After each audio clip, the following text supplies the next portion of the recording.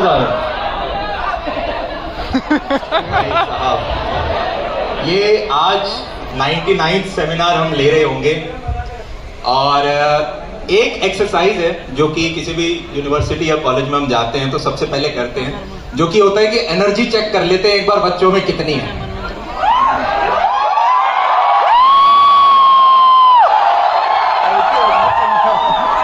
In lights की वजह से मैं आखिर तक देख नहीं पा रहा हूं, पर मुझे आवाज सुनाई दे रही होगी।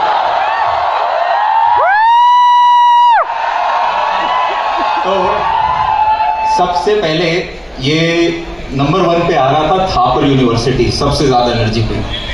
फिर 1 महीने पहले मैं बैंगलोर में गया, वहां था RVCE कॉलेज और उन्होंने उसका जो रिकॉर्ड था वो ब्रेक कर दिया। क्या आज हम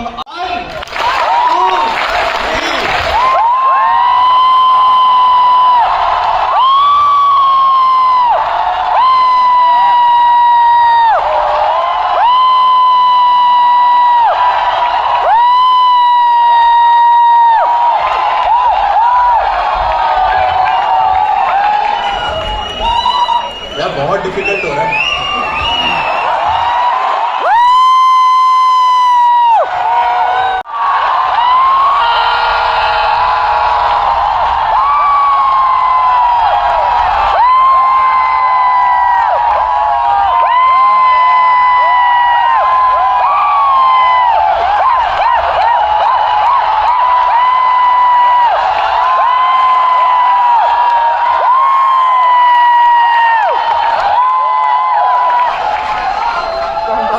फर्स्ट पोजीशन के लिए अभी थोड़ा सा डिफिकल्ट हो रहा है।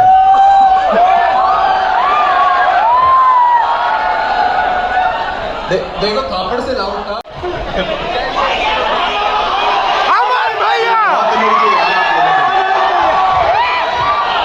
बहुत ज्यादा एनर्जी है आप लोगों में।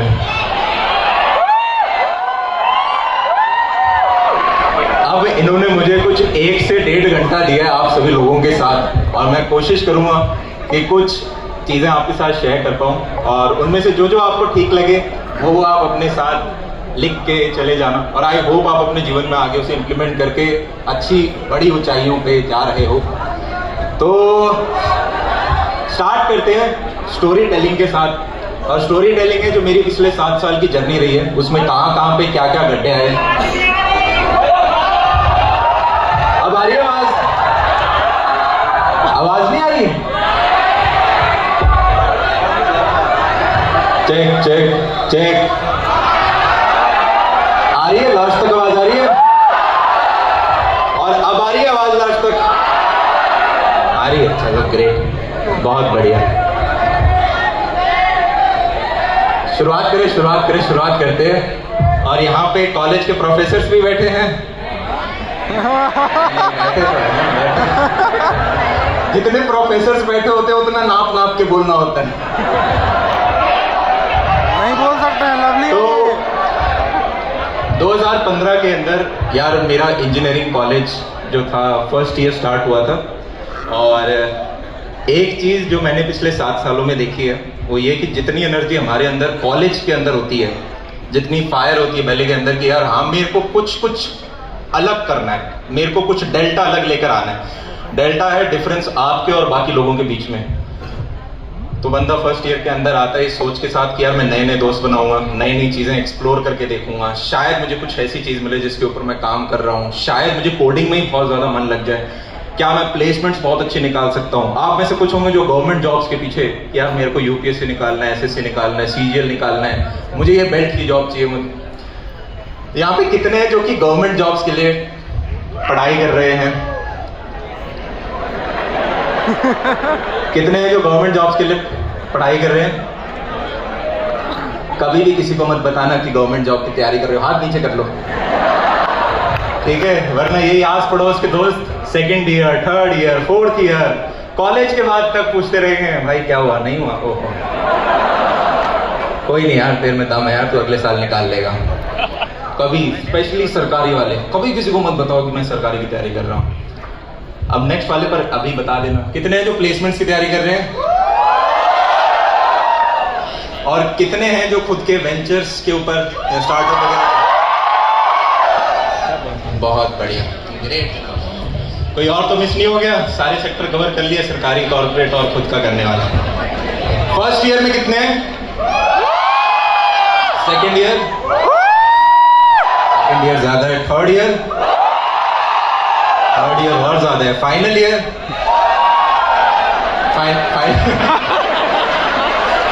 कोई बात नहीं, फाइनल ईयर में प्लेसमेंट्स भी होते हैं, भी पढ़ना जरूरी है। तो 12th तक यार मैं, खैर ये स्टोरी बहुत ज़्यादा बार रिपीट कर चुका हूँ तो मैं बोर नहीं करूँगा, सिर्फ की पॉइंट्स के ऊपर आपके पास आ रहा हूँ मैं। इस पूरे सेमिनार का उद्देश्य ये होगा, एक तो जो मैंने 7 साल में चीज़ें सीखी, कुछ कुछ जो बहुत इंपॉर्टेंट वो आपको बता दूँ। साथ में मुझे लगता है कुछ डेल्टा चीज़ें होती हैं जिससे कि सारी चीज़ हार्डवर्क नहीं है यार। हार्डवर्क की अगर हम बात करें, सबसे ज़्यादा हार्डवर्क कौन करता है? एक लेबरर। अरे हाँ या ना? पर लेबरर को यार उतना थोड़ा इनकम मिल रहा होता है। फिर अगर उससे ऊपर जाएं तो एक छोटे लेवल पे कोई अगर इंजीनियर हुआ तो वो व्यक्ति भी 6 दिन काम कर रहा होता है, उसके वर्किंग आवर्स होते हैं। फिर एक हो सकता है सीनियर इंजीनियर जो 6 की जगह सिर्फ 5 दिन ही काम कर रहा है, वर्किंग आवर्स और कम है, पर्क्स भी ज़्यादा है पर पैसे ज़्यादा मिल रहे हैं। एक हो सकता है आप CEO, फाउंडर वगैरह हो सकता है आप ऑफिस ही 30 के 30 दिन जाते हो, आप 20 दिन भी नहीं जा रहे हो और फिर भी आपकी इनकम और ज़्यादा है।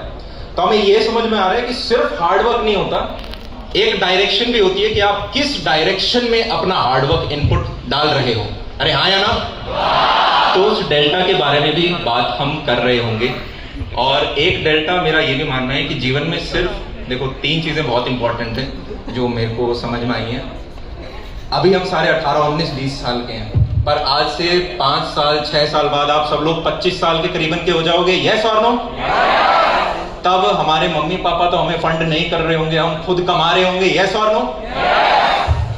तो जनाब उस टाइम में हमें काफ़ी बार, और मैंने ये नोटिस करा है अपने आस पड़ोस में दोस्तों में देखते हुए, 23, 24, 25 जैसे जैसे आप जा रहे होगे आपको ये फील होना स्टार्ट हो जाएगा, यार काश मैंने थोड़ा ज़्यादा इनपुट डाल लिया होता। मैं 40,000 की जॉब क्यों कर रहा हूँ? मैं 30,000 की जॉब क्यों कर रहा हूँ जो मेरा दोस्त 80,000 की कर रहा है? मैं 80,000 की क्यों कर रहा हूँ जो मेरा दोस्त 1.25 लाख का कर रहा है? मैं 1.25 लाख का क्यों कर रहा हूँ जो मेरा एक दोस्त 10 लाख का कुछ कर रहा है? मैं ये जो यहाँ पे 4-5 हज़ार बच्चे अगर बैठे हैं, इसी कमरे में से एटलीस्ट 1% बच्चा ऐसा होगा जो स्काई रॉकेट की तरह ऊपर जाएगा। कोई हो सकता है UPSC में बहुत अच्छी रैंक लेके आ जाए, कोई हो सकता है किसी का स्टार्टअप बहुत अच्छा जाए, कोई हो सकता है यहाँ पे कॉलेज का सबसे बेस्ट प्लेसमेंट उठा के लेके चले जाए 1 CR से ऊपर का कुछ, और तब आपको लग रहा होगा यार ये तो मेरे ही बैच का था, मतलब इसको इसने ऐसा क्या किया? और the only difference would be कि आपने डायरेक्शन क्या चूज करी थी। 25 साल की जब एज में आते हैं, मेरा मानना है कि हमें समझ में आता है कि लाइफ में एक तो कैपिटल बहुत ज्यादा इंपॉर्टेंट है। हाँ या ना? हम में से मेजॉरिटी लोग इंजीनियरिंग इसलिए कर रहे थे, इसलिए नहीं क्योंकि हमें बचपन में बहुत, अगर इंजीनियरिंग में किसी को मजा भी आता है तो मैकेनिकल इंजीनियरिंग में आता है। अरे यार गाड़ियां वाड़ियां कैसे बनती होंगी, टार्जन देख के, टार्जन ही मूवी का नाम था, अरे गाड़ियां वाड़ियां कैसे बनती होंगी। पर जैसे जैसे आते हैं फिर पता चलता है यार पैसे के लिए CS में ही हमें जाना पड़ेगा, तो CS ब्रांच को क्रॉस करते हैं। तो कैपिटल इज वेरी इंपॉर्टेंट, क्योंकि कैपिटल एक टूल है, जैसे एक फॉर्क होती है मैगी खाने के लिए, उसी प्रकार से उस टूल से आपके कपड़े भी आएंगे, तो आपकी रोटी भी आएगी, आपकी दाल भी आएगी, आप अपना घर परिवार भी चलाओगे, आपके हेल्थ मेडिकल इश्यूज, कल को आपके पेरेंट्स बीमार हो रहे होंगे तो वो सारे एक्सपेंसेस फिगर आउट करना, वो सारा आपका कैपिटल मैनेज कर रहा होगा, बहुत इंपॉर्टेंट है। सेकेंड एक और एस्पेक्ट जो बहुत इंपॉर्टेंट है वो ये कि फैमिली, कि आपके फैमिली कितनी स्ट्रांग आपने बना रखी है। ये एक ऐसा एस्पेक्ट है जो कि जब मैं खुद कॉलेज में होता था तो इतना नहीं देखते थे। इनफैक्ट मैं कोशिश करता था घर कम से कम जाऊं, सैटरडे संडे भी होते थे तो घर में बहाना बनाता था कि हॉस्टल में ही रहना है, घर कौन आएगा, क्योंकि घर में तो रिस्ट्रेन होती है ना, ये नहीं कर सकते, कैंपस में नहीं घूम सकते, बाहर नहीं जा सकते, दोस्तों से बात नहीं कर सकते। In fact summer break winter break भी होती थी तो मैं करता था कि नहीं थोड़ा हॉस्टल में ही रहते हैं, घर कौन जा रहा होगा। पर जैसे जैसे आप कॉलेज के बाहर जाते हो आपको पता चलता है जिस प्रकार से स्कूल के मेजॉरिटी दोस्त छूट गए थे जब हम कॉलेज में आए, उसी प्रकार से कॉलेज के भी मेजॉरिटी दोस्त आपके छूट जाएंगे जब आप अपनी प्रोफेशनल लाइफ में आओगे। और जैसे जैसे आप 23, 24, 25 और बाद में कल को आपकी शादी हो गया, आपका एक छोटा सा परिवार हो गया, तब तो आपके पास टाइम ही नहीं अपने दोस्तों के लिए, तब आपकी अलग ही एक रिस्पॉन्सिबिलिटी आपके ऊपर आ रही होंगी। तो जो सेकेंड एस्पेक्ट है फैमिली, वो बहुत मेरे को इम्पॉर्टेंट लगता है। अदरवाइज हम वो व्यक्ति तो नहीं बनना चाहते ना, जैसे एक एग्जाम्पल ले लेते हैं, ठीक है, यहाँ पे इसी का ले लेते हैं, या किसी स्टूडेंट का लेने मेरे साथ में रहता फुल टाइम, कोई जिद्दी रहना। तो चलो दोनों का एग्जाम्पल ले लेते हैं। मान लो इन दोनों ने जीवन में 200 करोड़ रुपए कमा लिए, तो कैपिटल तो इन्होंने सिक्योर कर लिया, पर इन दोनों की बीवियां इन्हें मारती हैं। तो क्या हम बोल सकते हैं कि यार ये फुलफिल्ड जीवन जी रहे हैं? शायद कैपिटल के टर्म्स में सक्सेसफुल हो गए, पर क्या फुलफिल्ड जीवन जी रहे हैं? या इनके मम्मी पापा इनसे खुश नहीं, अलग रहते हैं? तो क्या ये फुलफिल्ड जीवन जी रहे हैं? या फिर मान लो इन्होंने 200 करोड़ रुपए कमा लिए, पर 35-40 की एज में हेल्थ इतनी खराब कर ली कि नीचे से अगर कुछ उठाते भी हैं तो कमर बोल जाती है। तो क्या ये फुलफिल्ड जीवन जी रहे हैं? तो यहां से हमें 3 चीजें समझ में आई कि एक तो कैपिटल इंपॉर्टेंट है, सेकंड फैमिली बहुत इंपॉर्टेंट है, और थर्ड हेल्थ बहुत इंपॉर्टेंट है। और इन तीनों के around he, thank you very much in दोनों के लिए तालियां। जब भी जीवन में कोई अपॉर्चुनिटी मिले, हाथ उठाओ, खड़े हो जाओ और चल पड़ो उसकी तरफ, एग्जीक्यूट कर दो। मेरा मानना यह है कि 24 घंटे अगर हम देख लें, करीबन 8 घंटे तो हम रेस्ट करते हैं, बच गए कितने? 16 घंटे। जब आप 25 की एज में चले जाओगे, क्या मैं कह सकता हूँ 8 से 10 घंटे तो यार आप जॉब कर रहे होगे? अरे हाँ है ना, 8 घंटे काम किया, 1-2 घंटे ट्रैवलिंग, और जो बचा हुआ टाइम है वो आपका फैमिली के साथ जा रहा होगा। तो मेजॉरिटी टाइम आपका स्प्लिट हो रहा होगा, पहला आपका करियर क्या है और दूसरा आपकी फैमिली में, और इन्हीं के साथ आपको अगले 40 साल समय बिताना है, हाँ या ना? 25 से लेके 65 तक इसी में टाइम हम लगा रहे होंगे। तो क्या मैं बोल सकता हूँ ये 2 डिसीजन आपकी लाइफ के सबसे इंपॉर्टेंट डिसीजन है कि आप क्या काम कर रहे हो।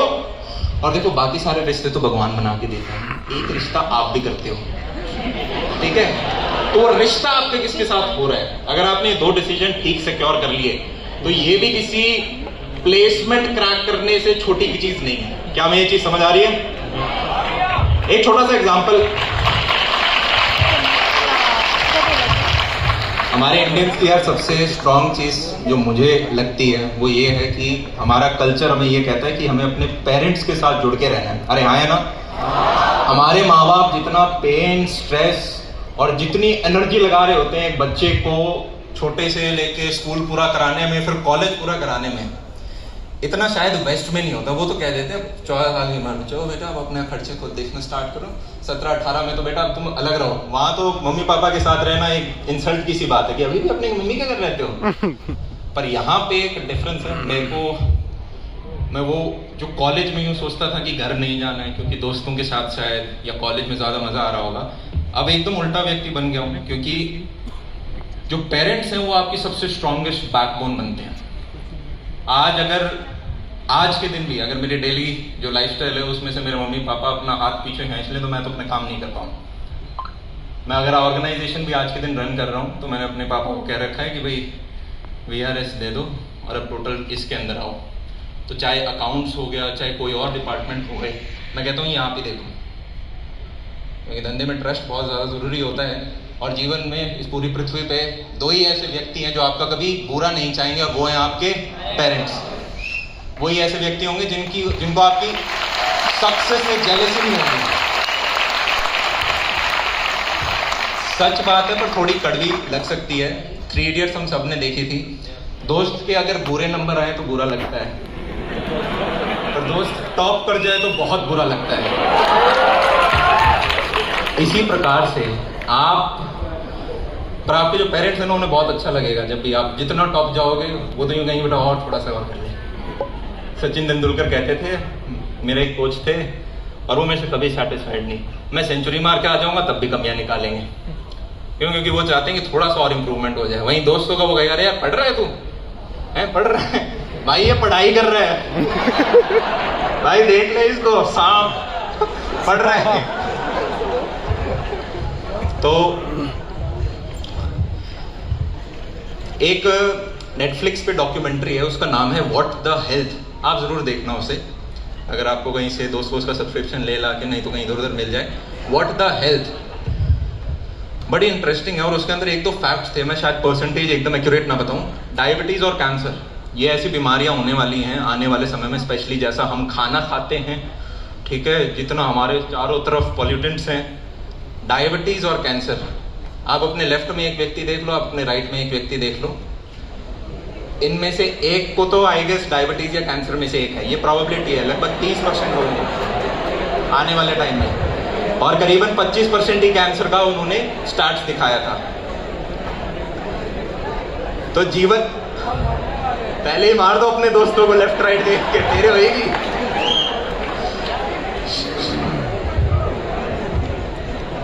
तो अरे अरे अरे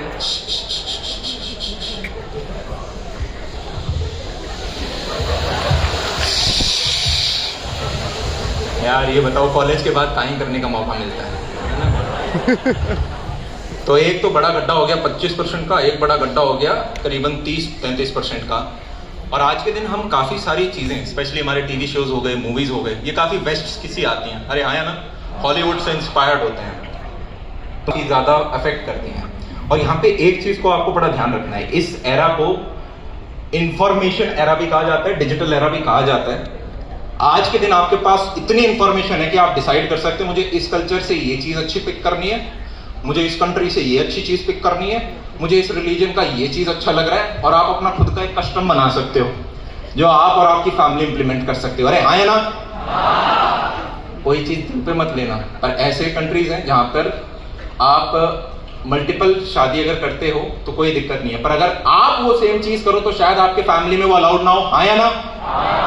उसी प्रकार से वेस्ट की भी कुछ चीजें अच्छी हो सकती हैं, पर काफी सारी चीजें शायद डैमेजिंग हो, वो आपको खुद फिल्टर आउट करना है कि व्हाट वर्क्स फॉर यू और क्या वर्क नहीं है। मैं ऐसे ही देख रहा था, उधर का डाइवोर्स रेशो क्या है यूएस का, 40% से ऊपर था। 40% से ऊपर?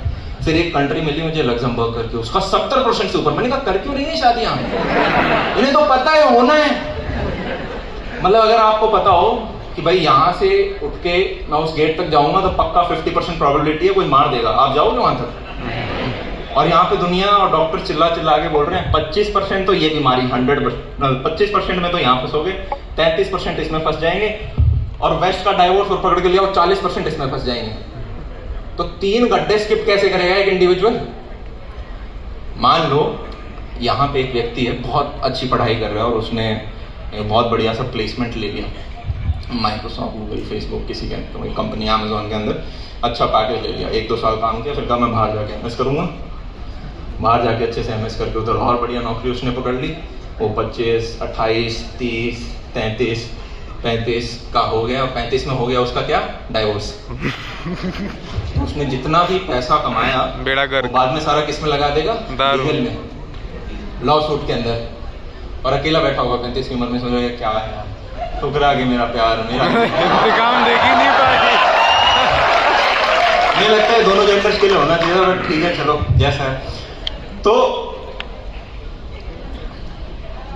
बहुत इंपॉर्टेंट है, चाहे आपकी आज उम्र 19, 20, 21, हमारी जो भी उम्र है 18, पर आज ही से आप ये थोड़ा थोड़ा सोचना शुरू कर दो कि मेरी जिंदगी क्या है, मैं कौन हूं, मैं क्या चाहता हूं अपने लिए, मैं 25 की उम्र में कैसा देखता हूं अपने आप को, मैं 30 में क्या चाहता हूं, मैं 40 में क्या चाहता हूं। मैंने रिसेंटली एक चीज एक वीडियो में भी कवर करी थी कि what is hello, what is hello, भाई नरक क्या है। तो किसी व्यक्ति ने कहा नरक वो जीवन का आखिरी दिन है जब आप अपने उस वर्जन से मिलते हो जो आप बन सकते थे। जीवन के आखिरी दिन जब हम अपने उस वर्जन से मिलते हैं कि यार मैं ये बंदा भी बन सकता था, पर उस दिन एक ही दिन बचा होता है तो आप कुछ कर नहीं सकते, वो है नरक।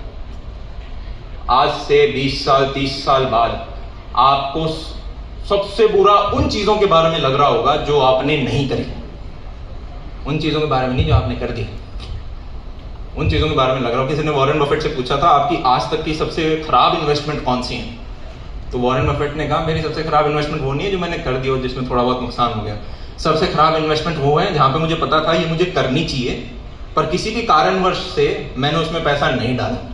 मेरी वो सबसे खराब इन्वेस्टमेंट है जो मैंने करी ही नहीं, जो मैंने एग्जीक्यूट ही नहीं करी। तो आज से 30 साल बाद आपको यूं नहीं लगना चाहिए कि यार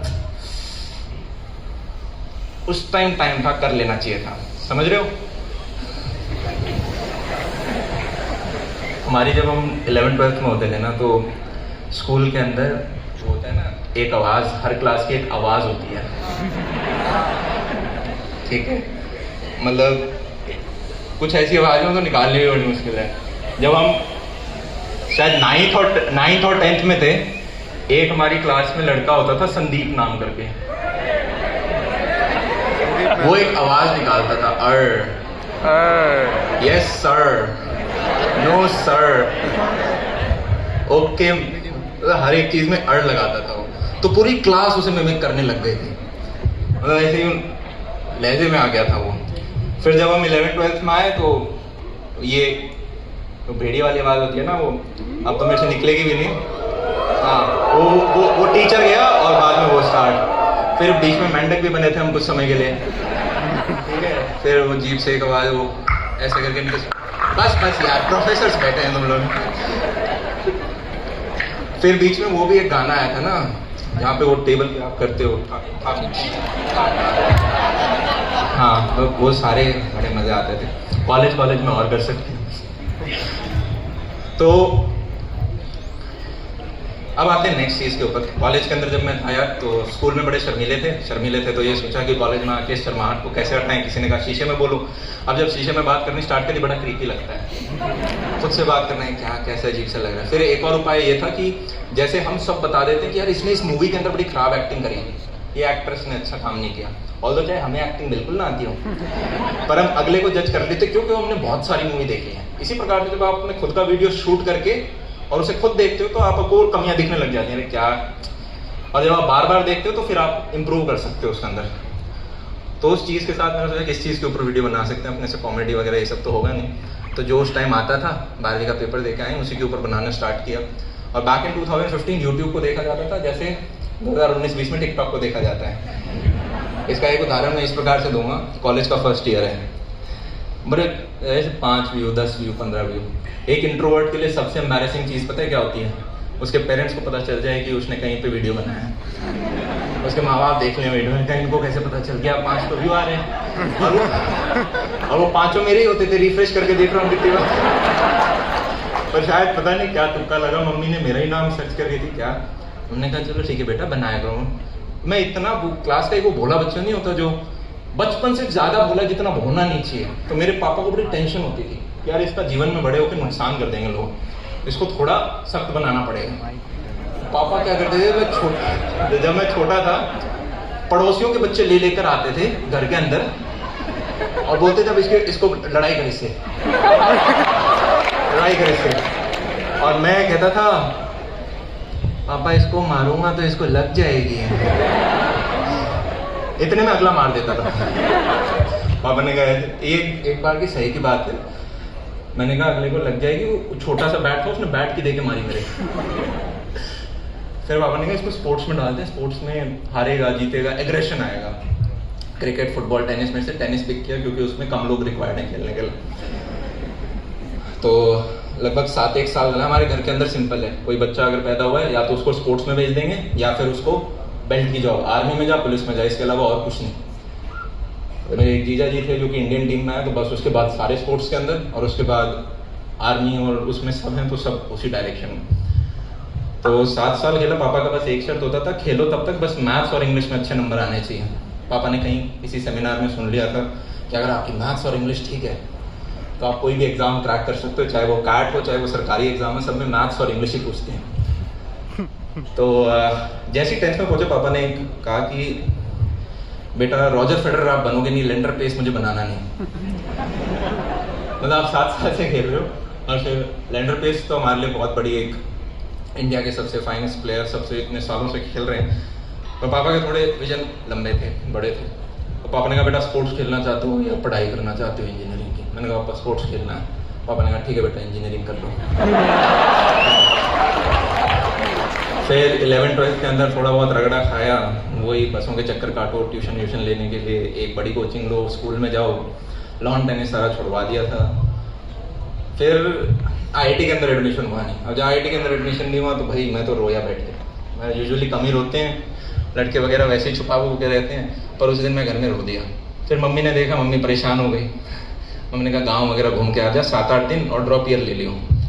फिर आके पता चला कि कुछ और कॉलेजेस भी होते हैं, NITs वगैरह, इनके बारे में नहीं पता, बस बिट्स पिलानी पता था। पर बिट्स पिलाने पे घर वालों ने कह दिया था इतने पैसे नहीं है हमारे पास, ठीक है, तो तुम्हें सरकारी ही निकालना है अगर कुछ निकालना है तो। और पापा बड़े स्ट्रिक्ट, पापा कहते बेटा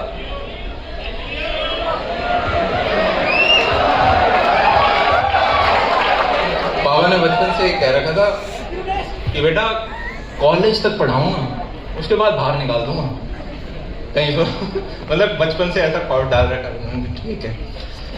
फिर कॉलेज के अंदर जब डे 1 पे आए तो ये था कि भाई बोलना सीखना है, थोड़ा पर्सनालिटी इंप्रूव करनी है, वरना ऐसे खुद से रह गए। मैं अपने मम्मी पापा की सारी बात मानता था, बताओ क्यों? मैं बचपन में नहीं मानता था, बहुत पिटाई करता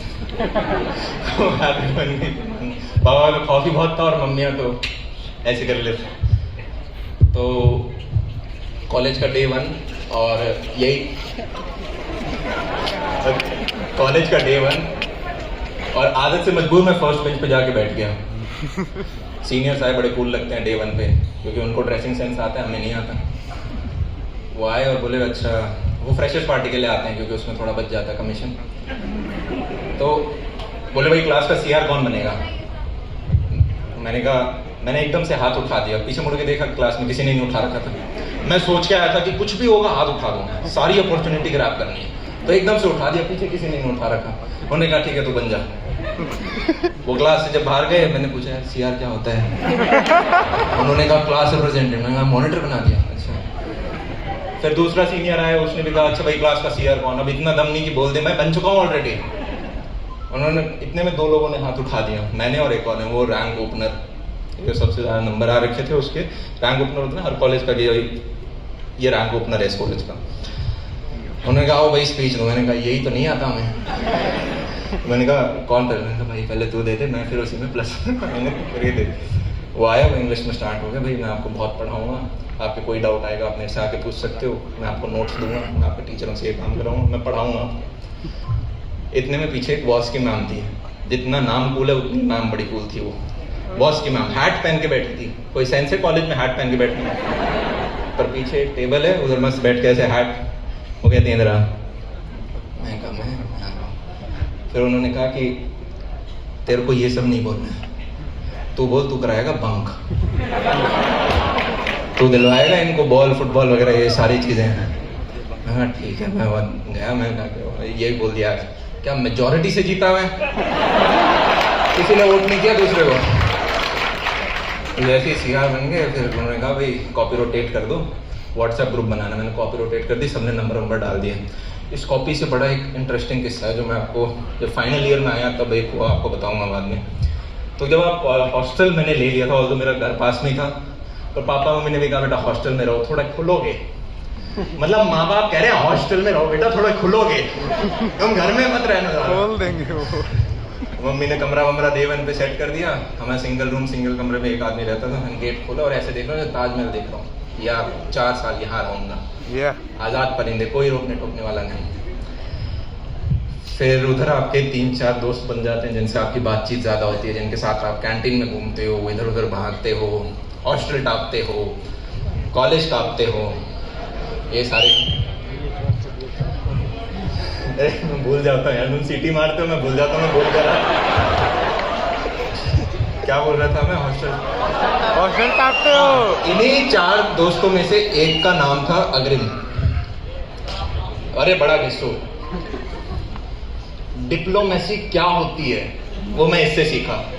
मुझे नहीं पता था पहले डिप्लोमेसी क्या होती है, जितना ये डिप्लोमेट था ओहो।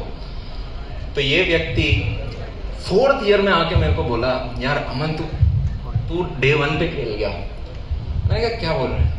इसके साथ मैं हमेशा रहा हूँ, दिन रात इसका बगल में रूम है, हमने कितने ही घंटों बात करी होगी, एग्जाम टाइम में कितने ही घंटे साथ रहे होंगे। जब फाइनल ईयर आ गए, 1st, 2nd, 3rd, 4th year में आके ये बोल रहे हैं यार तू डे 1 पे खेल गया। मैंने कहा क्या खेला?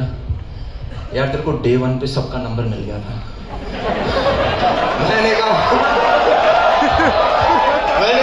ये व्यक्ति अभी तक इस बात को दिमाग में रख के बैठा है। मेरा इंटेंशन भी। मैंने कहा अच्छा आज बोला तूने 4 साल बाद। तो कॉलेज कुछ इस प्रकार से। और फर्स्ट ईयर सबसे ज्यादा इंटरेस्टिंग होता है। कोविड ने अगर आपका फर्स्ट ईयर खराब करा है तो थोड़ी दिक्कत है, तो सेकंड ईयर आपका सबसे इंटरेस्टिंग होगा। जो भी कॉलेज का आपका फर्स्ट ईयर जो आप अटेंड करते हो वो सबसे ज़्यादा इंटरेस्टिंग होता है, क्योंकि आपको सारी नई चीज़ें देखती हैं, क्लब, सोसाइटी, लोग इधर उधर से सारे देश से पार्ट से आए हैं। फिर सेकेंड ईयर, थर्ड ईयर में तो उतना इंटरेस्टिंग नहीं लगता, साथ में इंटर्नशिप वगैरह भी आ जाती हैं। फर्स्ट ईयर में बंदा सोसाइटी ज्वाइन करता है, सेकेंड ईयर में छोड़ के आया। तो कॉलेज के अंदर जितने भी सोसाइटी क्लब्स वगैरह थे सबके अंदर मैंने जाके पार्टिसिपेट किया। चाहे मुझे ड्रामा नहीं आता था तो मैं ड्रामेटिक में गया, वो अलग ही उनका फुटबॉल ग्राउंड में खड़ा है, तुम मुझे खून दो मैं तुम्हें आज़ादी दूंगा, जोर से बोलो। रिजेक्ट हो गया मैं उस राउंड में। म्यूजिक वगैरह में लोग गिटार विटार के साथ ऐसे ही बढ़िया कूल वूल, वही है ना यहाँ पे हमारा होस्ट कूल वूल टाइप लोग। और मैं कह रहा यार ना सुर आते ना गिटार आता, क्या गा क्या रैप गा क्या है। मैं वहाँ पे किसी और का सीनियर ने मुझे ऐसे देखा,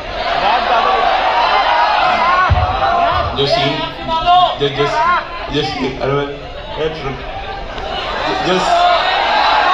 दो। अरे काम की चीज रैप कर लेंगे लास्ट में। तो सीनियर ने पहले कह दिया था भाई अगर तूने रैप गाया किसी का तो मैं दिमाग खराब हो जाएगा। तो फिर भाई मैंने गा दिया वही, फिर उसने कहा चला जाओ। म्यूजिक डांस सोसाइटी में भी सेम हुआ, उन्होंने भगा दिया। पर हम ढीठ थे, जैसे कि वो आदमी ढीठ था। तो वो प्रैक्टिस कर रहे इंटर ब्रांच कंपटीशन और हम भी पीछे घुस गए, थोड़ा थोड़ा हम भी कर लेंगे। तो एक डांस कंपटीशन चाहे बहुत ही गंदा डांस किया हमने कर लिया। उन्होंने पूछा भाई पहले नाचना आता है? बोला हाँ डांस आता है। बोले कहाँ किया है? घर में जब शादियाँ वादियाँ होती हैं करके दिखाओ। वो बहुत ही एम्बैरेसिंग डे, पर वही दिन याद रहते हैं फॉर सम रीजन कॉलेज के, कि कौन से दिन हॉस्टल टापा था, कौन से दिन बंक किया था। डे 1 हमारे सीनियर्स आए, हमें बोल के गए डे 1 बंक करो, क्या कर रहे हो? डे 1 ये बच्चे 11th 12th का जेई पढ़ के आए हैं, ये क्लास बंक करने से पहले सोचते थे इनका टीचर सीनियर बंक क्यों नहीं कर रहे। तो सीआर बन गया, तुम कराओ, तुम्हें कराना है। मैं कह रहा हूँ चलो सब खड़े हो, चलते हैं। एक मेल सीआर बनाते हैं, फिर एक लेडी सीआर भी बना देते हैं। वो उठ ही नहीं रही। मैंने कहा चलो यार चलो। क्लास के बाहर जा रहे हैं, ऐसे जा रहे हैं, और एक अंकल टाइप आदमी क्लास की तरफ जा रहा है। हम कंफ्यूज, हमारा ही टीचर है, कैसे पता है हम बाहर जा रहे हैं? तो वो हमें देख रहा है, मुझे देख रहे हैं, ऐसे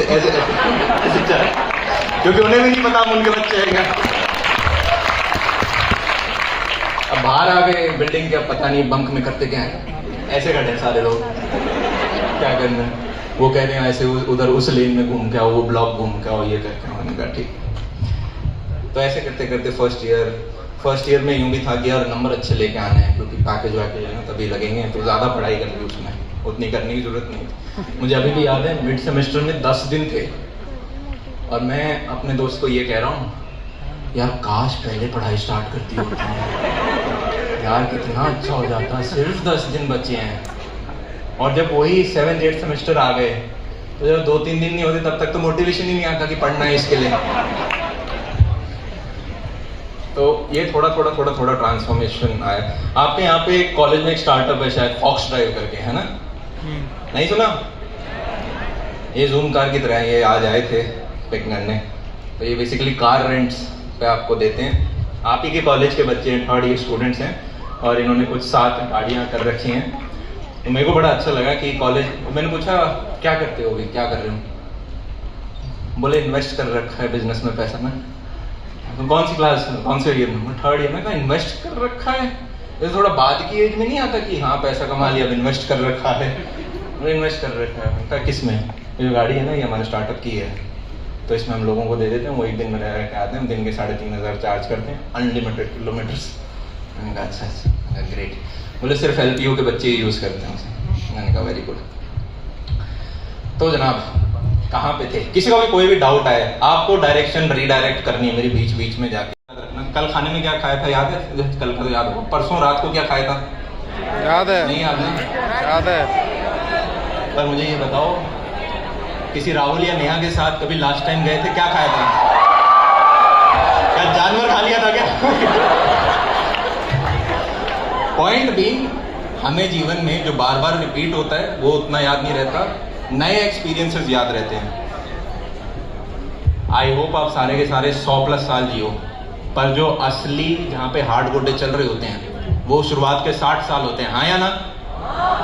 उनमें से 20 निकल गए, 40 और बचे हैं। अपने को 40 के बाद ये नहीं सोचना कि यार, एक तो ये मेरे को बड़ा एक सेल्फ बिलीफ इशू होता था जब ऑब्वियसली शर्मीले थे कि कॉलेज के फर्स्ट ईयर में यार अपनी जॉब भी लगेगी क्या। एक तो जब आप 11th-12th में होते हो ना, बड़ा हार्ड होता है डाइजेस्ट करना, हम भी किसी दिन काम करेंगे, हमें भी ऐसे ऑफिस जाना होगा। मम्मी ने तो पहले दिमाग में इमेजिन कर रखा था सीरियल देख के सूट वूट पहन के ऐसे ही बच्चा जाएगा मेरा, पर ऐसे ही खुद डाइजेस्ट, क्या हम जॉब करेंगे, हमारी शादियाँ होंगी, हम परिवार होंगे, ऐसे ही डाइजेस्ट नहीं होता, लगता है अभी तो स्कूल है। तो ये सोचना कि भाई हम अपना कोई काम स्टार्ट कर देंगे, ये तो मतलब आउट ऑफ द पिक्चर। और ये सोचना कि वहां पे स्टेज पे खड़े होकर बोलना होगा या इंटरेक्शन होगा, ये तो ऐसे स्वयं कृष्ण आते हैं ना सामने से और कहते हैं कि तुम्हें ये काम करना है। रहने दो, सपने बहुत आते हैं आजकल, ये नहीं हो सकता। पॉइंट भी जो आज भी आपने सोचा भी नहीं है कि आपके साथ हो सकता है, कुछ कंडीशंस हैं। आज के दिन है ना, मार्केट में स्ट्रैटेजी बहुत ज़्यादा अवेलेबल है। मेरे से काफ़ी बार बच्चे बोलते हैं भैया स्ट्रैटेजी बताओ। जितना आपके पास इंटरनेट डेटा पैक है, 1 GB 1.5 GB 2 GB, उतना पर डे आप स्ट्रैटेजी किलो में लेके जा सकते हो इंटरनेट से। अरे हाँ है ना, सबको पता है एक्स चीज करनी है तो इसके लिए क्या करना है, गूगल कर लो पता चल जाएगा, यूट्यूब कर लो वीडियो में कोई बता रहा होगा। सबसे इंपॉर्टेंट क्या है, एग्जीक्यूशन। भाई कर दो, हाँ या ना। जैसे कि मान लो आप बहुत सारे बैठे हो और मैं कहूँ चलो हाथ खड़ा करके कौन ऊपर स्टेज पे आएगा, और आप में से बहुत सारे लोग दिमाग में सोच, सबको पता है स्ट्रैटेजी, खड़ा होना है, हाथ खड़ा करके सीढ़ियों से इधर आना है, इधर इधर करके और इधर मैं पहुंच जाऊंगा, सबको एग्जीक्यूशन पता है। पर कुछ होंगे जो स्टार्ट कर देंगे, फिर खड़े हो जाएंगे और कंसिस्टेंटली एक एक सीढ़ी कर करके यहाँ तक आ जाएंगे। तो आप सबको स्ट्रैटेजी पता है, पर कुछ होंगे जो ग्रैब करके एग्जीक्यूट कर देंगे। करियर और नेहा में सेम लॉजिक लगता है। अरे नेहा तो बस शुरू नहीं, समझो मान लो आप कॉलेज के फर्स्ट ईयर में आए, मैं तभी पूछ रहा था कितने प्रोफेसर्स बैठे हैं। आप कॉलेज के फर्स्ट ईयर में आए, आपको राहुल अच्छा लगा, आपको नेहा अच्छा लगी, ठीक है। अब आप क्या करते हो, नेहा वहां खड़ी है स्टेज के सामने, आप क्या करते हो, अरे रुक तो जाओ राम प्रसाद, रुक जाओ। नेहा आगे खड़ी है, आप क्या करते हो, क्या आप पापा से पूछ कर, पापा मैं नेहा से बात कर लूं, पापा नेहा से पूछ लूं मैं, ये तो नहीं करते। तो अगर आपको लाइफ में देखो, प्लेसमेंट बहुत इंपॉर्टेंट है और उसी को अपना मेजॉरिटी टाइम देना। पर अगर आप कॉलेज के फर्स्ट सेकंड ईयर में आपको दिख रहा है आगे मेरे पास 2 3 4 साल है, तो कोई हर्ज नहीं है दिन का अगर आप आधा घंटा 1 घंटा किसी साइड हसल के ऊपर लगा रहे हो, सैटरडे संडे पूरे लगा रहे हो, समर ब्रेक लगा रहे हो, विंटर ब्रेक लगा रहे हो। अरे हाँ या ना? क्योंकि जनाब अगर आपने करियर और लाइफ पार्टनर में कॉल के लिए खुद एक्शन नहीं लिया तो जनाब दुनिया धक्का देके आपको एक डायरेक्शन में तो डाल ही देगी। इतना अभी तक तो समझ गए होंगे। इंजीनियरिंग में डाल दिया, जेई की पढ़ाई में भी डाल दिया था, इससे पहले साइंस स्ट्रीम में भी डाल दिया था, इसके बाद भी डाल देंगे। सब लोग कहते हैं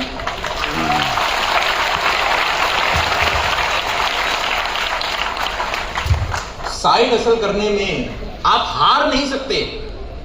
मैक्स टू मैक्स क्या होगा, आपने 3 साल मेहनत करी, कुछ सीखोगे ही, हाथ पैर कुछ चलाए, कुछ एक्सपोजर ही मिलेगा, 4 लोग एक्स्ट्रा से बात ही करोगे। अरे हाँ या ना? प्रायोरिटी 1 किसको रखना, अपनी कॉलेज की पढ़ाई को, क्योंकि उसमें 18 साल का इन्वेस्टमेंट किया और बहुत सारे पैसे भी लगे। पर अगर आपने 3-4 साल इसके अंदर लगाए, पहले 1-2 साल तो आपको स्किल सीखने में लगेंगे और उसके 1-2 साल आपको उस फील्ड में ग्रो होने में लगेंगे, और फिर आप देखोगे यार 2 साल 3 साल 4 साल हर एक के लिए अलग हो सकता है कि यार अब ये चीज बड़ी हो गई है, अब ये चीज रिटर्न दे रही है। जिस दिन वो चीज बड़ी हो जाएगी आप खुद सबसे लड़ पड़ोगे, आप खुद फैमिली को मना लोगे, आप खुद अपने दोस्त उनके तो आपको कंसिडर ही नहीं करोगे कि वो क्या बोल रहे हैं, आप खुद वो चीज कर लोगे। प्रश्न ये है कि क्या आप उसके अंदर रिक्वायर्ड एफर्ट डाल रहे हो, effort in a right direction. तो अगर नेहा यहाँ पे खड़ी हुई है तो मैं अपने पापा से पूछने नहीं जाता पापा नेहा से बात कर लूँ क्या।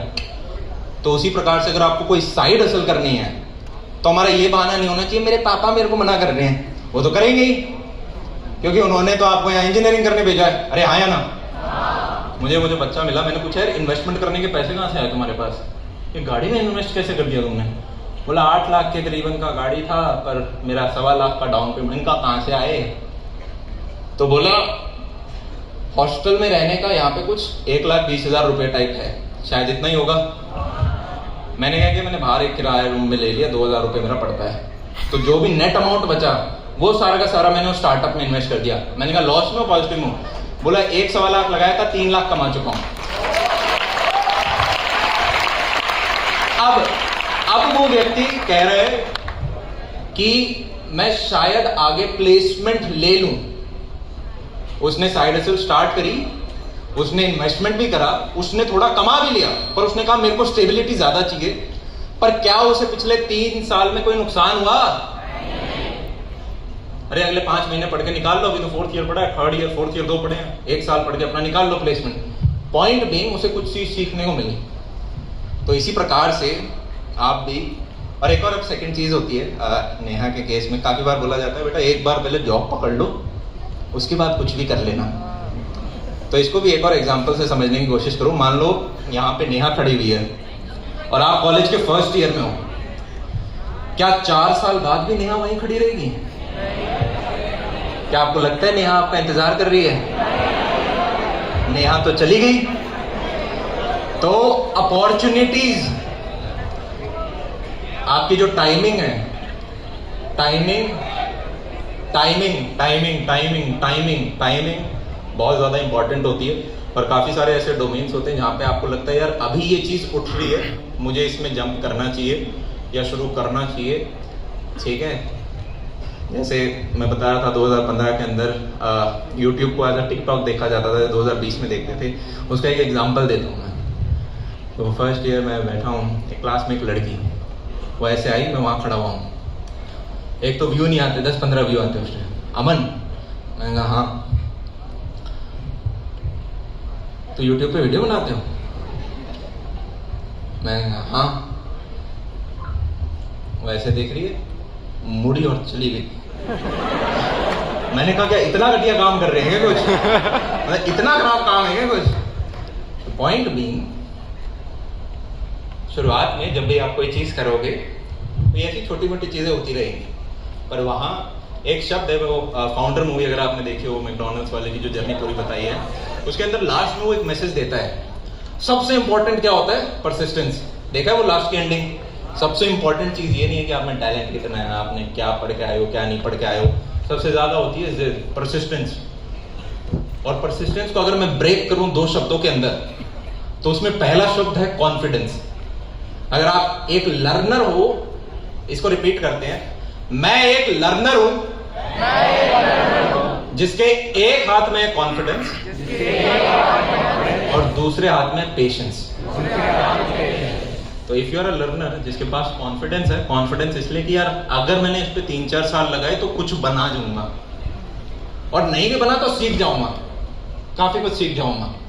और फिर आपके पास पेशेंस है 6 महीने, 1 साल, 1.5 साल, 3 साल, 4 साल, 5 साल उस चीज पे करने का, तो जनाब आप खींच जाओगे उस फील्ड के अंदर। कोई डोमेन छोटा नहीं होता।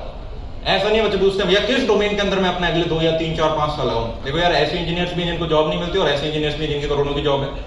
ऐसे डॉक्टर भी हैं जिनकी जॉब नहीं लगती, और ऐसे भी हैं जिनके बढ़िया अच्छे क्लिनिक चल रहे हैं, हाँ या ना? ऐसे लॉयर्स भी हैं जिन्हें यार बिल्कुल काम नहीं मिल रहा, पेड़ों के आसपास घूम रहे हैं। और ऐसे भी हैं जो कि भाई एक सेशन के आपसे कहेंगे कि भाई 4 लाख रुपए लगेंगे, दिन के अंदर 4 सेशन लेते हैं। वैसे मतलब लेने वाले तो 10-12 लाख भी ले लेते हैं एक सेशन के, सीनियर एडवोकेट्स। तो कोई डोमेन, अर्बन कंपनी आप जानते हो, पाइप, प्लम्बर, मेकअप, ये सारा, तो देखो नेशनल लेवल पे कंपनी बना दी। कोई काम छोटा नहीं है। प्रश्न ये है क्या आप उसे नेशनल लेवल पे लेके जा सकते हो। एक और छोटा सा इंसाइट मैं देना चाहूंगा यहाँ पे, क्योंकि ये 99th सेमिनार है। मान लो किसी व्यक्ति को महीने का 10,000 रुपए कमाना है, ठीक है? जो जो आपको ठीक लग रहा है ना, और उसको लिख लेना, वरना 2 दिन पुराने खाने की तरह हम भूल जाएंगे। भूल भी जाओगे कभी आया भी था कोई, या हाँ बात तो हुई थी, क्या बात हुई थी, कुछ तो हुई थी, लिख लेना उसे, लिख के याद रहती है। और घर जाके 4 लोगों को बताना, अगर आपको वो यूजफुल लगे तो। जबरदस्ती अपने दोस्त को बताओ, मम्मी को बताओ, पापा को बताओ, क्या कहते हैं डांटेंगे, अरे बता दो। दीवार को बताओ, लिख लो, खुद सेल्फ अंडरस्टैंड करो। क्योंकि जब तक आप जिस प्रकार से 11th-12th में फिजिक्स को रिवाइज करना पड़ता था, इसी प्रकार से आपको जो आपके बेसिक कुछ फंडे हैं, आप कहीं से भी सीखते हो, किसी पॉडकास्ट से सीखते हो, किसी सेशन, उनको रिवाइज मारते रहा करो। इससे पहले क्या बोल रहा था मैं, अगर आपको 10,000 रुपए कमाने हैं इंडिया के अंदर 1 महीने के अंदर, क्या क्या किया जा सकता है? मैंने कहा लेबर का वाला काम भी किया जा सकता है, यस और नो? 500 रुपये, 800 रुपये, 1000 रुपये दिहाड़ी पे जो काम होता है वो कर लो, कहीं रेस्टोरेंट पे जाके थोड़ा बहुत काम कर लो, 10,000 हो जाएंगे। अगर आपको करीबन 1 लाख रुपया कमाना है, ऐसे 10 हम ऊपर जाते जाएंगे, अगर आपको इंडिया में महीने का 1 लाख रुपये कमाना है तो क्या करना होगा? अरे कौन है यार ये स्टॉक्स, कौन है? स्टॉक्स को बाद में कवर करेंगे थोड़ी देर में। जब तक आपकी अर्निंग ज़्यादा नहीं होगी ना, स्टॉक मार्केट क्या करेगा? आपका बेस, आपने प्रिंसिपल क्या लगाया वो बड़ा होना चाहिए, तभी तो उस पर आएगा, ठीक है?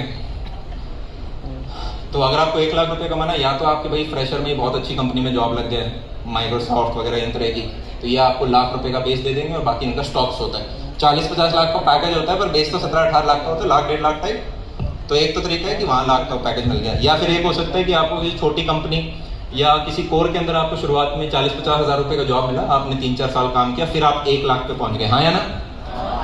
इसी प्रकार से अगर कोई किसी की छोटी दुकान है तो वो भी शायद 1 लाख के करीबन कर रहा होगा, किसी की छोटी सी फैक्ट्री है, मैन्युफैक्चरिंग वगैरह, वो भी शायद 1 लाख के करीबन थोड़ा थोड़ा ऐसे कर रहे होंगे। अगर किसी व्यक्ति को 10 लाख पर मंथ कमाना है, ये कौन से लोग हैं? पहले हम देख तो लें कि ये व्यक्ति हैं कौन, दिखते कैसे होंगे हमारी सोसाइटी में जो महीने का 10 लाख कमाते होंगे। 10 लाख कमाने वाले या तो वही व्यक्ति जिसने माइक्रोसॉफ्ट ज्वाइन किया था 40 लाख के पैकेज पे, उसने 10-12 साल उस कंपनी के अंदर अच्छे से काम किया और अब उसका बेस पे 8 लाख, 9 लाख, 10 लाख पर मंथ के करीबन पहुंच गया है। अरे हाँ या ना? या फिर डॉक्टर के अंदर वो हो गया भाई जिसने अच्छे से अपना क्लिनिक रन कर रहा है, तो वो 10 लाख के करीबन का अपना महीने के अंदर धंधा कर पा रहा है। या किसी की शहर के अंदर थोड़ी अच्छी साड़ी की दुकान है या अच्छी मिठाई के अग्रवाल स्वीट कॉर्नर है, ये वाले जो लोग हैं ये शायद 10 लाख के करीबन का अपना धंधा 1 महीने के अंदर कर रहे होंगे, यस और नो? एक होता है धंधा, एक होता है प्रॉफिट। एक हो सकता है आपने 10 लाख का धंधा किया हो, प्रॉफिट आपका 2 लाख का ही हो। 10 लाख का प्रॉफिट लाना बड़ा मुश्किल होता है। इससे ऊपर वाली कैटेगरी होती है कि आप महीने का 1 करोड़ कर रहे हो।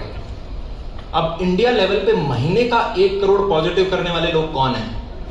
तो अगर आप देखोगे तो या तो ये एक छोटी सी लाइन में अगर मैं समझाऊं, किसी भी डोमेन के ऊपर के 100 लोग पकड़ लो। अगर हम स्पोर्ट्स में देखें ऑल ओवर इंडिया में, तो स्पोर्ट्स के इंडिया के टॉप 100 जो लोग हैं वो शायद साल का 10-12 करोड़ आराम से कमा लेते होंगे। उसमें क्रिकेटर्स भी आ गए, उसमें जैवलिन थ्रो वाले भी आ गए, उसमें और बाकी सारे लोग भी आ गए जो टॉप 100 लोग हैं। फिर और कौन कौन हो सकते हैं? इंजीनियर्स भी हो सकते हैं। जैसे अगर किसी बड़ी कंपनी में आप सीईओ बन जाते हो, ठीक है, या बहुत ऊपर की हाई पोजीशंस आप कर रहे हो, तो वहां पे भी आपके पैकेजेस काफी हाई चले जाते हैं। अब आपकी दुकान है तो दुकान आपकी बहुत ही बढ़िया, टॉप 100 आपके पब्स, बार, रेस्टोरेंट्स की कैटेगरी में आते हो आप इंडिया में, तो आप 12 करोड़ का धंधा साल में कर पाओगे। या फिर ये वो लोग हैं जिनके ऑनलाइन प्रोडक्ट्स हैं, एप्स हो गई, वेबसाइट्स हो गई, ऊपर आपके अमेज़न पे बड़े बड़े स्टोर्स हो गए, फ्लिपकार्ट पे स्टोर हो गए, मिंत्रा पे स्टोर्स हो गए, बड़ी दुकानें चलाते हैं अपनी। एक अग्रवाल स्वीट नहीं है इनके पास, 4-5 है एटलीस्ट। तो मेरे को ये समझ में आया कि ऑनलाइन, एक तो यार आप किसी भी फील्ड के अंदर जब उतना जाओगे 1 करोड़ पर मंथ वाला, आपको एटलीस्ट 10-12-15 ज़्यादा साल का भी आपका एक जर्नी हो जाता है, चाहे आप मैन्युफैक्चरिंग खोलो, फैक्ट्री खोलो, कुछ भी खोलो। ऑनलाइन के अंदर मैंने कहा ये चीज़ 10 रुपए की है। मान लो ये एक प्रोडक्ट है, एक ऑनलाइन प्रोडक्ट है, ये प्रोडक्ट कितने का है? 10 रुपए का है। तो आप में से हर एक अफोर्ड कर सकता है, सस्ते में मिल गया, हाँ या ना? पर अगर 10 लाख लोग 1 महीने का ले लें तो 1 करोड़ का धंधा हो गया? नहीं हुआ? तो वो जो रीच है वो आपको ऑनलाइन देख सकता है। तो ये जानना कि आज का जो ब्रह्मास्त्र है, और ये ब्रह्मास्त्र पिछले 4-5 साल से चल रहा है, ये डिजिटल रहना है। आज के दिन एक व्यक्ति, आपके कॉलेज में भी काफी सारे लोग ऐसे जरूर होंगे, आप चाहो तो एक कमरे में बैठे बैठे बहुत सारे लोगों के पास पहुंच सकते हो, हाँ या ना? पहले यही काम करने के लिए लोगों को न्यूज़पेपर में इश्तेहार छापने पड़ते थे, अपनी पैम्पलेट छापनी पड़ती थी, हाँ या ना? पर अब आप ये सेम काम इंटरनेट के माध्यम से कर सकते हो। आप अपना सॉफ्टवेयर बना सकते हो, आप अपनी वेबसाइट बना सकते हो, आप सोशल मीडिया पे कर सकते हो। अरे हाँ या ना? तो दिस इज कि आप, अब आपको देखना है what is the right direction for you. किस व्यक्ति जैसा आपको बनना है, किस ब्रैकेट में आना है, वो ब्रैकेट के अंदर कौन कौन लोग हैं, वो लोग क्या करते हैं, वो वहां तक क्या। और एक तो किसी की भी जर्नी कॉपी मत करना, आप वहीं पे फ्लॉप हो जाओगे। वॉट वर्क फॉर समवन 5 साल पहले, 10 साल पहले, 15 साल पहले, 20 साल पहले, अरे आज के दिन आप किताबें पढ़ते होगे ना काफी सारी, तो आपको ये देखेगा एक बड़ा फेमस सा कोट है, today time is changing so fast that no book can catch up. समय इतनी जल्दी बदल रहा है कि जो किताब के अंदर बताया था वो आज के दिन एप्लीकेबल ही नहीं है। एक और बहुत प्यारी लाइन थी, मैंने शायद अगर मैं अच्छे से बोल पाऊं कि एक्सपीरियंस का इतना कोई बड़ा ऐसे यूं आयरॉनिकल भी आपको लग सकता है, आपको कंट्रोवर्शियल भी लग सकता है, नहीं है ये तो गलत चीज़ है, कि एक्सपीरियंस ओवररेटेड होता है by people who look old and act wisely.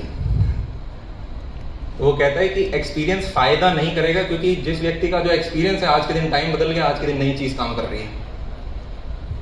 तो इतना आपको अपनी सराउंडिंग के बारे में अवेयर रहना पड़ेगा कि मैं क्या चाहता हूँ, मेरे जीवन में प्रायोरिटीज क्या है, मेरी स्ट्रेंथ्स क्या है, अपनी स्ट्रेंथ्स के ऊपर खेलूँ। और काफी बार आप अपनी वीकनेस को भी अपनी स्ट्रेंथ बना सकते हो अगर बहुत सारे साल लगा दो उसमें। तो जैसे मेरे लिए बोलना मेरी सबसे बड़ी वीकनेस थी, अरे हाँ या ना, पर अब 6-7 साल हो गए, अब आगे से बॉल फेंकोगे और मैं बल्ला लेके बैठा हुआ हूँ यहाँ पे, तो फिर मैं सीख ही जाऊंगा थोड़ी थोड़ी देर में। अरे हाँ या ना, स्ट्रैटेजी सबको पता है, एग्जीक्यूशन मैटर करता है, लर्निंग बहुत ज्यादा इंपॉर्टेंट है, बी अ लर्नर। लर्निंग जैसे ही आप लर्नर बनिए ना, आपके अंदर ह्यूमिलिटी बहुत ज्यादा आ जाएगी। मेरे पापा एक कहा करते थे कि बेटा 18 साल की उम्र में तो अभी पैदा हुए हो आप, तो एक तरह से फिर मैं 0 साल के हो, तो अगर मैं 24 साल का हूँ तो मैं हो गया 6 साल का। आप अपने अपने देख लो, 1 साल 2 साल 3 साल जो जो हुआ है, तो वहाँ ये रहता है यार कि तो 6 साल के हमें तो बहुत कुछ सीखना है। एक और है बड़ा फेमस, प्लेटो का है या सोक्रेटिस का, मेरे याद नहीं आ रहा, कि भाई हमें लगता है हमें बहुत कुछ पता है पर हमें कुछ भी नहीं पता। हमें लगता है हमें बहुत कुछ पता है पर हमें कुछ भी नहीं पता। फॉर एग्जाम्पल, मान लो मेरे को अपने डोमेन का बहुत पता हो सकता है, पर यहाँ पे आगे एक प्रोफेसर बैठे हैं मैकेनिकल इंजीनियर, उनको कुछ भी नहीं पता वो क्या करा रहे हैं, या फैक्ट्रियाँ कैसे चलती हैं मुझे कुछ भी नहीं पता उस चीज़ का, या न्यूज़पेपर में क्या छपता है वो रोज इतनी इन्फॉर्मेशन का मुझे कुछ नहीं पता उसका, ये डॉक्टर लोग क्या करते हैं मुझे कुछ नहीं पता। मुझे हो सकता है अपने डोमेन का कुछ पता हो। तो हमेशा एक लर्नर की तरह भूखे रहो जहाँ भी किसी लोग के साथ जाते हो। मैंने आज एक वीडियो आ रहा होगा, उसके अंदर हमने कवर किया है एक बहुत इंपॉर्टेंट चीज़ है। जैसे कॉलेज जब सब खत्म हो जाएगा, अभी क्या है हमारे दोस्त बनते हैं बेस्ड ऑन कि हमारा रूममेट कौन है, हम किसके साथ खाना खाते हैं, हम किसके साथ बाहर घूमने जाते हैं। बड़ी है ना ये अनकंडीशनल सी दोस्ती होती है। जब आप कॉलेज, आप ये नहीं देखते टॉपर है तो इससे मैं दोस्ती कर लूँ, या इसके नंबर कम आते हैं इससे नहीं करूँगा।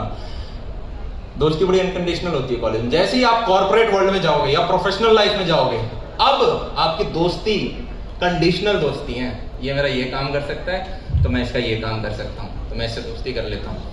तो किसी ने मुझे कहा कि नेटवर्किंग एक चीज़ है कि आप कनेक्शंस बनाना, कि आपको कौन कौन लोग जानते हैं।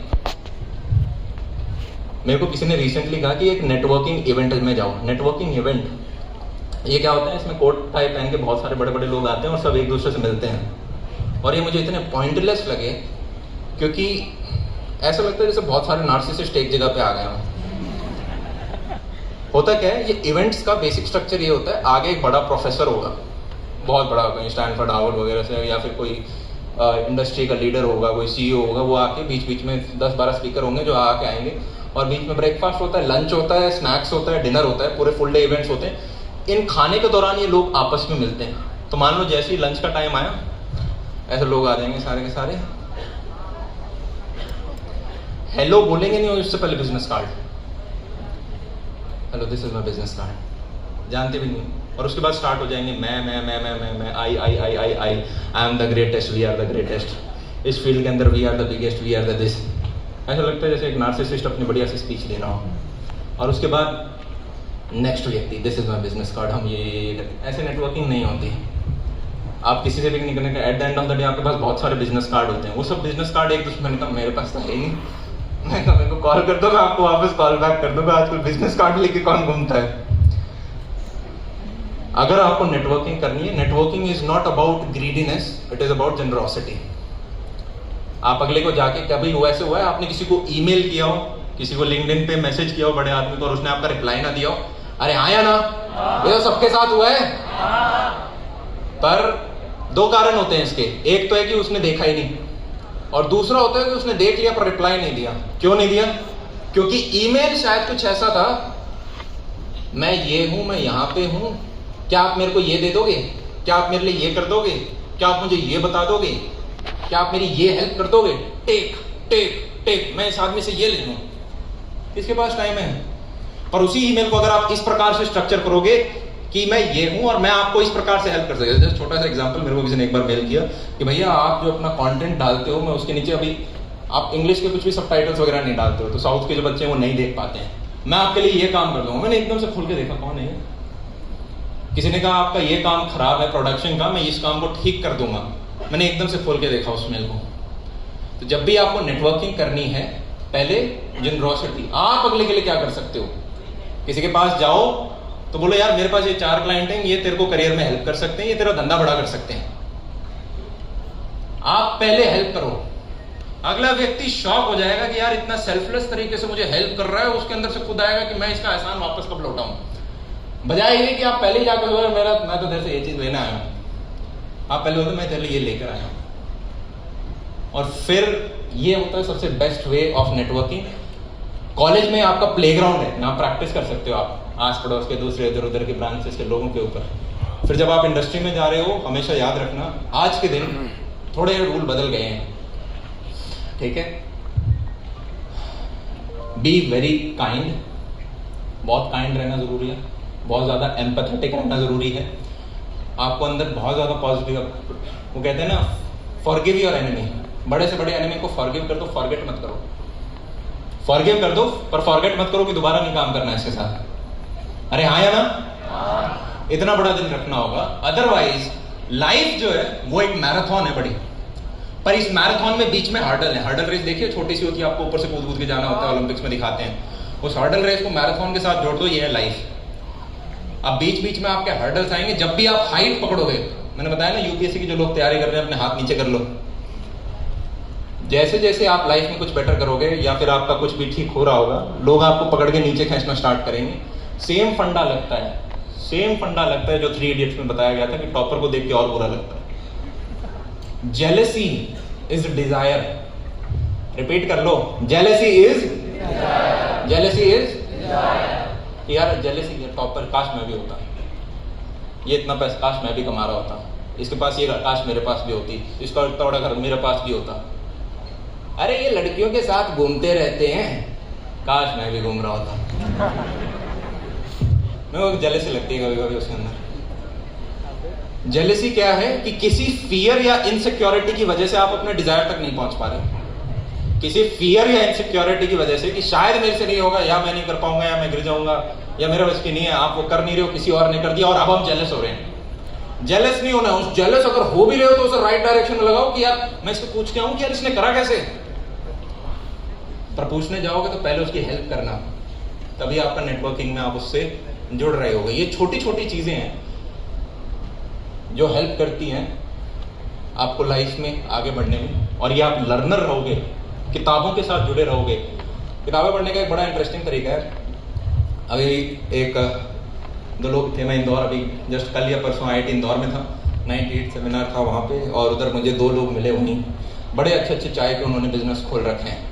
तो फर्स्ट हाफ में मैं एक व्यक्ति से मिला, दूसरे हाफ से एक और से मिला। एक ने मेरे को बुक्स गिफ्ट करी और दूसरा खुद ही बुक की तरह वहीं जैसे मैं बैठा तो काफ़ी सारी चीज़ें शेयर करी। सारे के सारे जितने भी मैंने फाउंडर्स देखे हैं वो सारे के सारे बहुत स्ट्रॉन्ग लर्नर्स हैं, पूरे टाइम कुछ ना कुछ वो किताबें पढ़ते रहते हैं। उनका मेरे को लगता है एक significant part of the time जो है वो सीखने में जाता है, और जो वो सीखा है वो उसे पूरे टाइम बकर बकर करके रिवाइज भी करते रहते हैं। तो आपने भी अगर कुछ कुछ लिखा है, जैसे अगर मैं किसी के साथ बैठा हूँ, मेरी एज 24 है, तो इसका हेल्प क्या मिलता है कि मैं जिस भी व्यक्ति से मिलता हूँ, आप लोगों से हट के, जो भी वो यूजुअली मेरे से एज में बड़े होते हैं, 30 के होंगे, 35 के होंगे, 40 के होंगे, 50 के होंगे। मैं एक बार, मेरा होम टाउन है राजस्थान, वहाँ पे एक व्यक्ति है रियल एस्टेट में, उसने काफ़ी अच्छा काम कर रखा है। तो मैंने उससे जाके मिला और मेरा उसके साथ कुछ काम था। वो जब काम हो गया तो मैंने उससे जाके, मेरा एक क्वेश्चन है जो मैं सबसे पूछता हूँ, एक क्वेश्चन सबसे पूछता हूँ, आपके पूरे लाइफ में से एक चीज़ बता दो जो मेरे काम की हो, एक एक्सपीरियंस जो आप चाहते हो कि मैं ध्यान रखूँ। अब एक चीज़ का ध्यान रखूँ, जब भी एक ये नेचर है, मैंने देखा है, फॉर एग्जाम्पल आपके पास कोई 9वीं 10वीं क्लास का बच्चा आया, आपकी सोसाइटी में घर में कहीं रहता है, वो बोलता है भैया भैया 10th बोर्ड्स के लिए कैसे पढ़ो, तो आप एकदम से बता दोगे आया ना, अरे यार नहीं इतना गंदा लड़की ने बोला, मैंने आदमी बोल दिया। बिल्कुल मन करता है अरे नहीं यार ये चीज़ें मत पढ़ना, सिर्फ अपनी इतनी किताबें में 6 महीने से था, 1 साल से था, 2 साल से था। इनसिक्योरिटी जिसकी हद नहीं। इनसिक्योरिटी किस बात की, जैसे फॉर एग्जाम्पल अब एक बच्चे को पिक करना यहाँ पे ठीक नहीं रहेगा। अरे मैं कोई अच्छा एग्जाम्पल नहीं ले रहा था ना। हाँ ठीक है, तुम तो ज़्यादा स्मार्ट हो इस एग्जाम्पल के लिए। चलो स्मार्ट है तो इसी को ले आते ना, इसको फर्क ही नहीं पड़ेगा। हाँ वो नल एंड वॉइड हो जाएगा। तो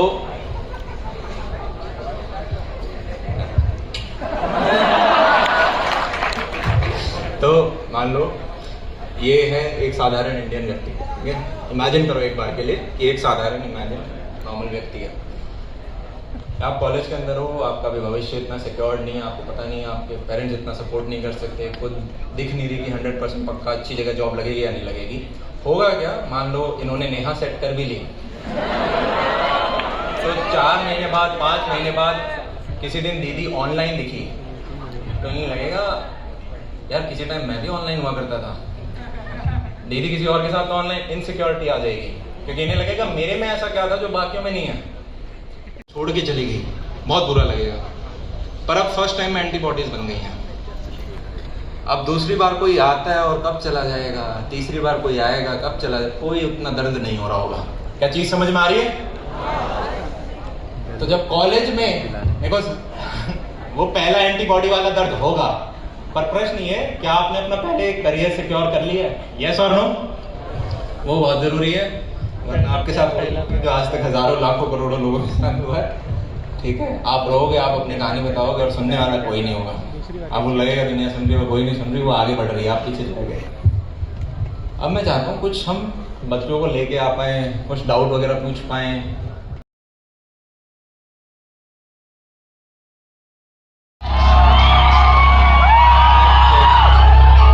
चेक देखो, मेरे को आता नहीं, मैं बीच में रुक सकता हूँ।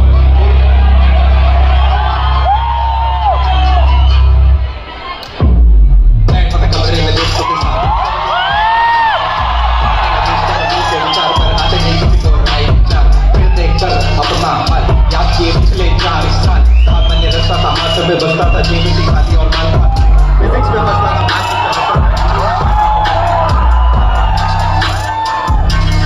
म्यूजिक बहुत लाउड है, आवाज आ रही है?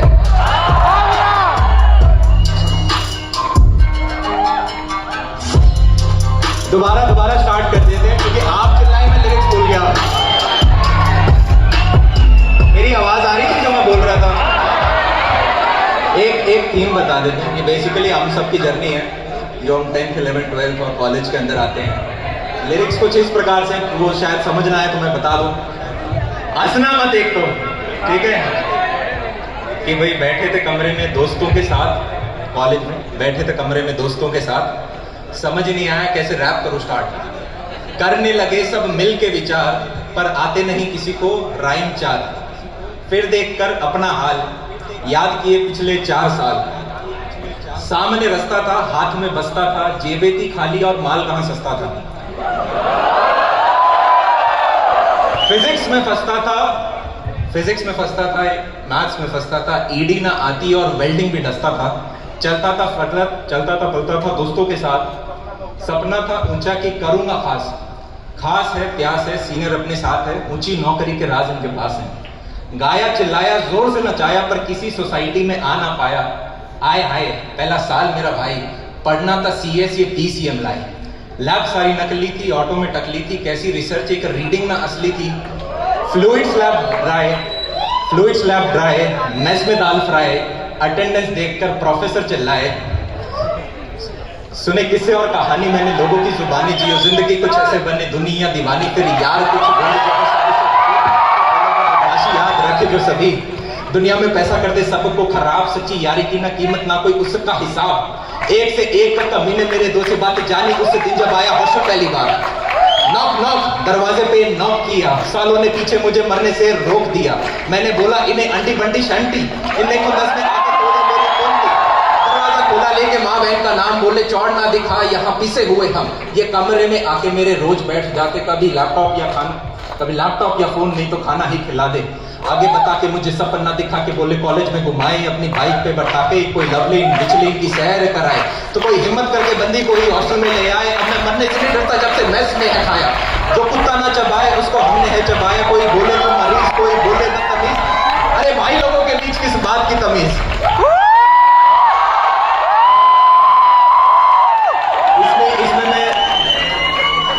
इसमें बीट के साथ मेरे को पता नहीं आवाज आ रही थी लास्ट में। आ रही है सर, आ रही है। एक कर सकते हैं, अगर स्टेज पर टाइम है तो कर सकते हैं, ठीक है। चलो करके देख, अब तो आपको चलो लिरिक्स भी समझ आएंगे। मैं भूल सकता हूँ पर मेरे को फास्ट में भूल जाता हूँ।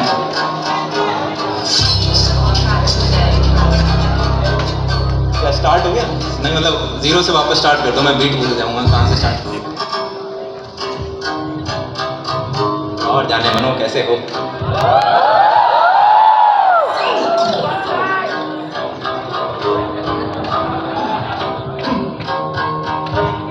बैठा कमरे में दोस्तों के साथ, समझ नहीं आया कैसे रैप करूं स्टार्ट। करने लगे सब मिल के विचार, पर आते नहीं किसी को राइम चार। फिर देखकर अपना हाल याद किए पिछले 4 साल। सामान्य रास्ता था, हाथ में बसता था, जेब थी खाली और माल कहाँ सस्ता। बीट के साथ मैं फ्लो नहीं बना पाता थोड़ा।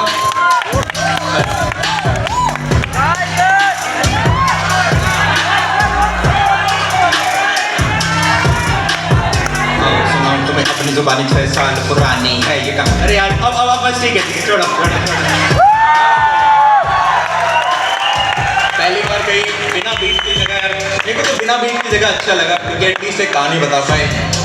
पर आई होप यार आप सब लोग बढ़िया फोटो अपने जीवन के अंदर वो डेल्टा लेकर आ रहे हैं। और जब भी जीवन में बुरा लगे, जब भी जीवन में कुछ बहुत अच्छा हो जाए, बहुत बुरा लगे, एक बड़ी प्यारी छोटा सा सेंटेंस है कि एक बार अकबर ने बीरबल से पूछा एक ऐसा लाइन बताओ जिसे सुन के खुश आदमी सैड हो जाए, सैड आदमी खुश हो जाए। ये समय भी चला जाएगा। And how bad it could be if nobody is dying. मतलब इसका मतलब ये नहीं है कि बैड कर दो, मार दो लोगों को। इसका मतलब ये है इतना बुरा नहीं हुआ। जब भी आप अपनी वाली परिस्थिति से परेशान हो, कभी क्या है कि हमें दुनिया मोबाइल लगने लग जाती है, दुनिया लैपटॉप, दुनिया वो 4 दोस्त, वो एक कैंपस लगने लग जाता है। तब थोड़ा सा बाहर देखना और आपको पता चलेगा आप लोग सभी जितने भी हम यहाँ लोग बैठे हैं, हम इंडिया की फॉर्चुनेट लोगों में आते हैं। अरे हाँ या ना? तो हमें विक्टिम की तरह एक्सक्यूज नहीं बनाने। यस और नो? एक्सक्यूज नहीं बनाएंगे तो अपन कर लेंगे यार। तो तब तक के लिए इजाजत लेता हूँ आप सभी लोगों से। Bye bye.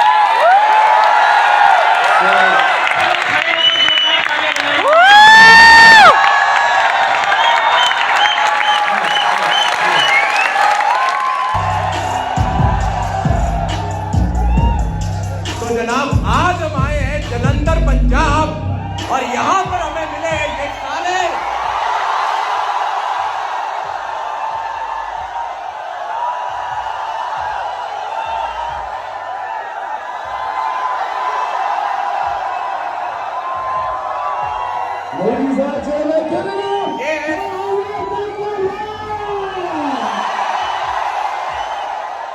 सेमिनार नंबर 99 और मजा आ गया जलंधर के अंदर आप सभी बच्चों के साथ मिलके।